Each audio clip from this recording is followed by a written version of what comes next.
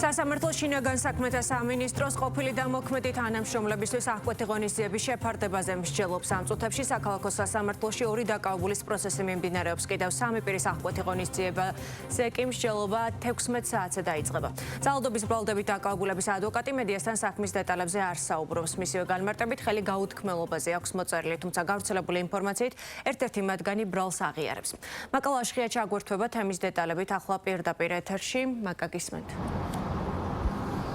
თბილისის საქალაქო სასამართლოში ამ წუთებში მოსამართლე ლევან ხაბეიშვილზე თავდასხმის ეპიზოდთან დაკავშირებით მსჯელობს. სასამართლო პროცესი ცოტა ხნის წინ დაიწყო და როგორც ცნობილია, ამ საქმეზე არიან ბრალდებულები შინაგან საქმეთა სამინისტროს განსაკუთრებულ დავალებათა დეპარტამენტის მაშინდელი ყოფილი თანამშრომელი, რომელიც დღეს მდგომარეობით სახელმწიფო უსაფრთხოების სამსახურის სპეციალური ოპერატიული დეპარტამენტის ერთ-ერთი განყოფილების უფროსის თანამდებობას იკავებს და ასევე ამავე საქმეზე არის ბრალდებული შინაგან საქმეთა სამინისტროს განსაკუთრებულ დავალებათა დეპარტამენტის თანამშრომელი. როგორც უკვე გითხარით, სასამართლო პროცესი ამ წუთებში უკვე მიმდინარეობს და ბევრი დეტალი მათ პოზიციასთან დაკავშირებით ბუნებრივია არ ვიცით, რადგან პროცესი არის დახურული.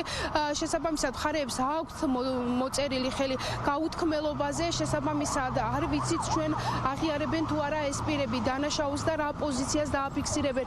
ისინი სასამართლოს ხდომაზე ჩვენ ველოდებით, მას შემდეგ რაც დასრულდება ხდომა, პროკურორი გააკეთებს მედიასთან კომენტარს და ამის შემდეგ უკვე გახდება მეტი დეტალი ცნობილი. აქვე გეტყვით, რომ 4 საათზე უკვე ჩანიშნულია მეორე პროცესი, სადაც მოსამართლე უკვე ჟურნალისტ გურამ როგავასა და აქციის მონაწილე მაისაშვილის ეპიზოდთან დაკავშირებით იმსჯელებს. ცნობილია ადვოკატის პოზიცია, ადვოკატის ინფორმაციით ერთ-ერთი მათგანი საქმეზე დაკავებული პირი ბრალს აღიარებს, თუმცა რა პოზიცია ექნება დღეს მას ხდომაზე, ეს უკვე ოდნავ მოგვიანებით გახდება ცნობილი. მე მაყურებელს შევახსენებ, რომ პროკურატურამ 2024 წლის აქციების მიმდინარეობის დროს ჟურნალისტ გურამ როგავაზე, ასევე პოლიტიკოს ლევან ხაბეიშვილზე და ასევე ერთ-ერთ მომიტიგეს ვიად მაისაშვილზე ძალადობის ფაქტზე 5 პირი დააკავა, 5 პირიდან 3 არის ყოფილი სპეცრაზმელი, 1 მოქმედი, 1 შინაგან საქმეთა სამინისტროს წარმომადგენელია. მათ გამოძიება ედავება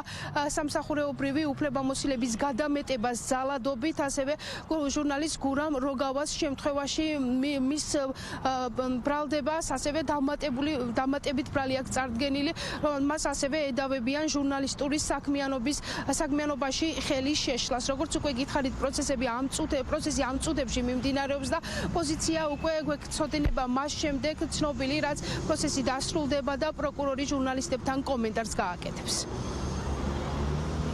მადლობა მაკა, დამატებითი დეტალებით უკვე შემდეგ გამოშვებაში გელოდებით.